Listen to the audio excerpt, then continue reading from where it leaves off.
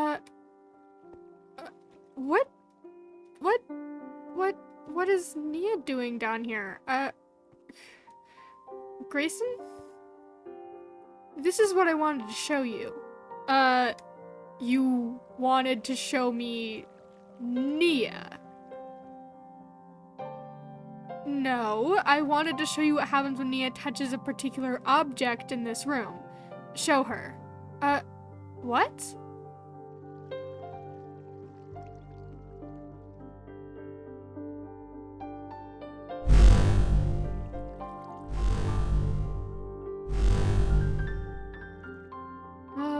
Wow.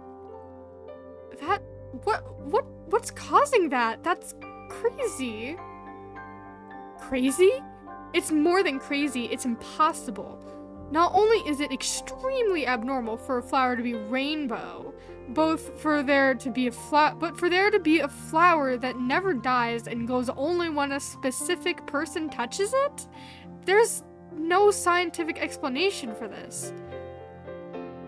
What? How do we... Wait. How do we know that it only glows when she touches it? I mean... Sure, that's a weird reaction, but... How do we know it's only because of her? I've had multiple people in this room just to test some variables. For no one else did it react this way. Couldn't that mean it just reacts to people with some sort of magic? No, I had Lonnie try it earlier. But Shayna, you've had it and it doesn't react. Shouldn't that tell you it doesn't react to magic? No. No, it wouldn't. That doesn't make any sense. I don't have magic, so it really only reacts to Nia? So far, that's the way it would seem, but it's only the flower that reacts that way to her, nothing else. So the orange and the other thing don't... That's odd. That doesn't make any sense. With your permission, Shayna, I'd like to have a few people in the village come down here, just to see if anything else will react. Of course, I'll only bring people we can absolutely trust. As long as you're careful, then I don't mind at all. Permission granted. Honestly, I'm willing to take the risk. I'm curious to know what's going on. I mean, I don't like to imagine that these objects are harmful in any way, but just in case they are, it's better for us to know that. Have you figured out anything else about this? Unfortunately, no. They don't exist in any book I've read. I'll keep looking. Thank you. I'm gonna go see if Nia can tell anything. You continue your research. Just don't push yourself too hard, okay? I don't want you to push. It'll be... Whatever happens will happen. I'm gonna talk to Nia. Hey, that's a pretty cool thing that you can do there. I'm not the only one freaking out about this, right? It's so weird. I'm definitely curious. What exactly happened? It's hard to describe. Grayson asked me to come down here to help him. Honestly, I was getting so frustrated with Daniel's book that I needed the change in scenery. But once I got down here, I felt something so otherworldly, like something was pulling me towards the flower. It was odd since I've only seen it and since I've seen it and been near it before. This was the first time I'd felt such a pull to this object. I grabbed it without thinking about it, and it began to glow. Something about it. It felt like the world around me was so much more exposed. Sounds crazy, I sound crazy, don't I? I don't think so, but I have to say, it is kind of difficult for me to understand. I'm sure. I don't think it's something someone can understand without feeling it for themselves. It makes me wonder, if I'm drawn to this flower, maybe there are others in Carmarthen that feel drawn to the other two objects. I have a somewhat strange feeling that you're right. I need to go meet with Eric and Anthony and Riven. We need to discuss what to do about Elliot. I'm sorry that I'm kind of cutting this short before we can find answers, but it's just, this is a really urgent matter. Right. I'll go help however I can with Penelope. Just don't do anything rash, okay? I will try my best not to. Though it's kinda hard. You know me. Well, yeah, I'm actually gonna go make my way over to any one of them I can find, so I'll see you later. You too, Grayson. I'll see you, in a bit. Huh, that's so odd. I wonder why it's doing that. It never did that for me. I wasn't expecting you to still be here, and to actually respect our privacy and not come downstairs at the same time? This is kind of unlike you. I don't need to know what's happening downstairs, and if I did, you'd tell me. I'm not a horrible person. Sometimes.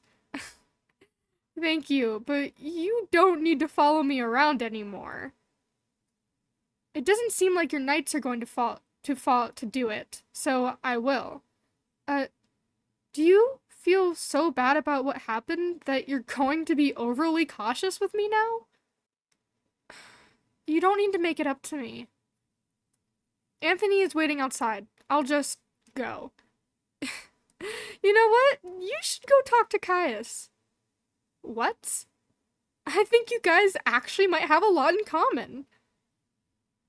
You want me to hang out with your dad?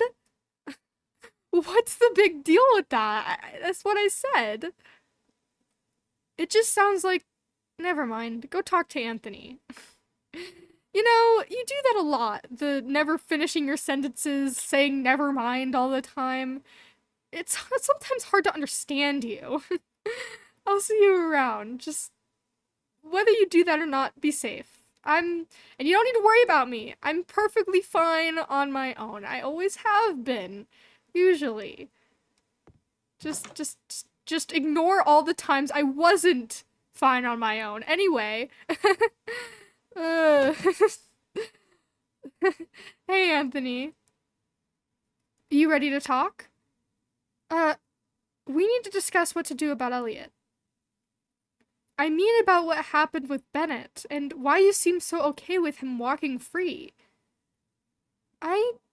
You're talking about what happened in the woods. I really don't know what happened in the woods. It doesn't make sense to me. I think, you know what? I think just because of all the stress that I've been under recently, I've been so exhausted. I think I don't know, passed out over everything, I guess.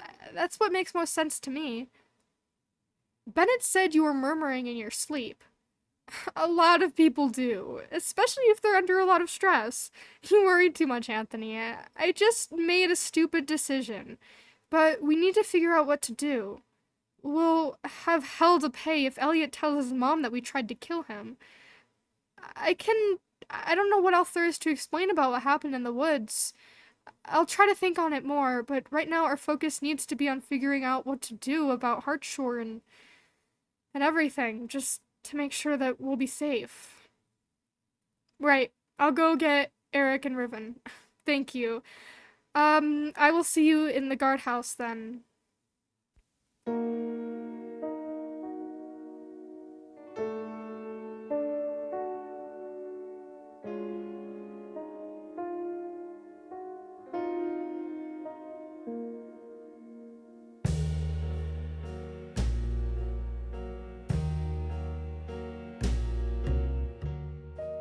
I don't even know. What can we do? We can't stop Elliot from telling his mom that we tried to kill him. I mean, what can we do? I can go back to Heartshore, try and get my brother to back off. I don't think that's a good idea. Anthony, they tried to kill you. That wouldn't work. They just kill you. That's kind of what I assumed would happen. I don't even know why that was an idea. So what? We just wait?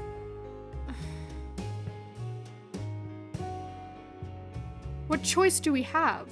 We have to hope for the best. The good thing is their army isn't exactly quiet. Let's hope they don't try and be quiet this time. This really feels a whole lot like doing nothing. It is doing nothing, but right now it's the best we can do. I guess you're right, maybe. It just feels really wrong. So, I'm guessing this is a bad time for a wedding, huh? You know what? Actually, I think that might not be a bad idea. Let's just make sure it's safe before we do that. You know, I feel like it'd be a really bad idea if, you know, you and Isla are in the middle of your vows and, like, I don't know, a couple hundred Heartshore knights or whatever come up and decide to start killing people. I feel like that wouldn't be great at your wedding, so let's just make sure that we don't have to worry about that, or at least can be fairly certain that they won't do anything before we risk that. A wedding might be a good thing. Let's figure out what to do about Penelope first. I think we can agree that she would go on a rampage if she found out you got married while she was out. I actually didn't think about that. That's a very good point, Eric. Yeah, she would be so mad. Yeah, I don't want to face her wrath. I don't blame you. That wouldn't be enjoyable at all. That would make for a really bad wedding gift. I guess we'll wait for her. And that's what we talked about, and we came to the horrible conclusion to do absolutely nothing about this. It's a horrible feeling to do nothing, to have no plan. I can't... When someone threatens Carmarthen, I don't think I can just sit around and do nothing. What do you think you can do? Carmarthen has nothing on Heartshore alone.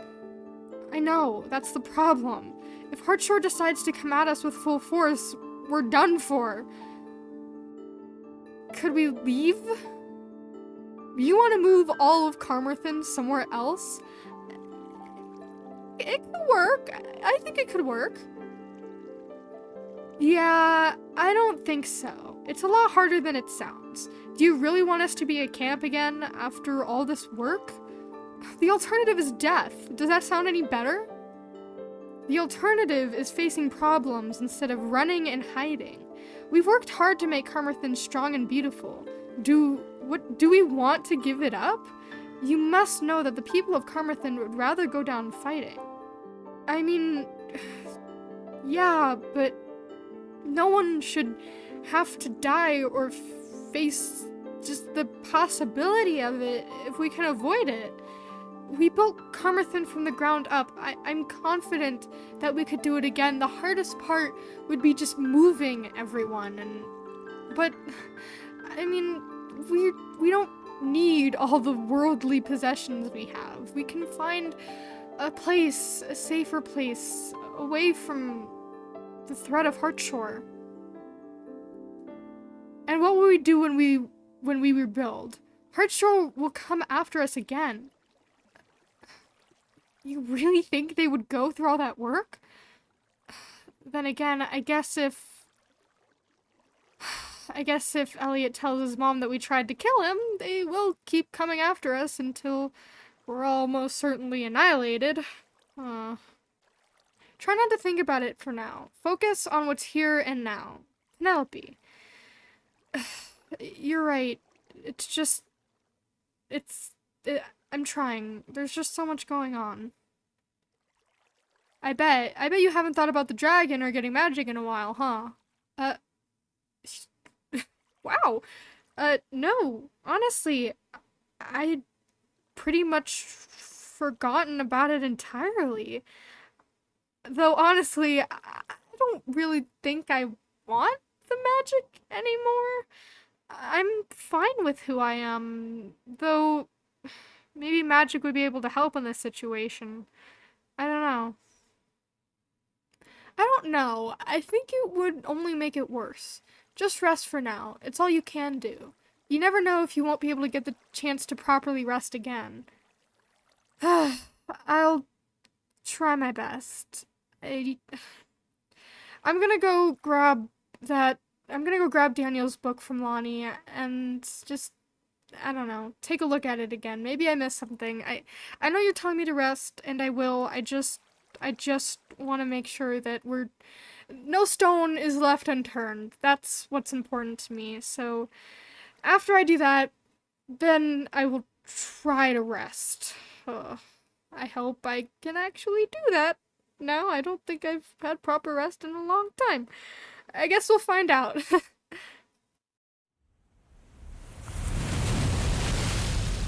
There has to be more to this. More I'm not seeing. There's no way it's just an old, plain book. I mean, that doesn't make any sense. Daniel wouldn't be so protective of it if it wasn't. But no one can seem to figure it out. I mean, Lonnie and Nia can't, and I don't even want to bother Grayson with this right now. I mean, he's already got so much. It looks like there's some sort of jewel on the cover. I don't know, it kind of looks weird. But that's not abnormal for books. I mean, especially old books. I mean, they were rare, so they were bedazzled, I guess? I don't know. It just doesn't seem like this would be not normal. I just don't understand this. Maybe I do need to pay Daniel a visit again. It's far-fetched for me to even think this, but maybe there's something in this book that can help Penelope wake up. I mean, that's absolutely crazy for me to think, but maybe it's possible. It's probably best for me to just try it, I guess. I guess I'll just try and talk to Daniel and...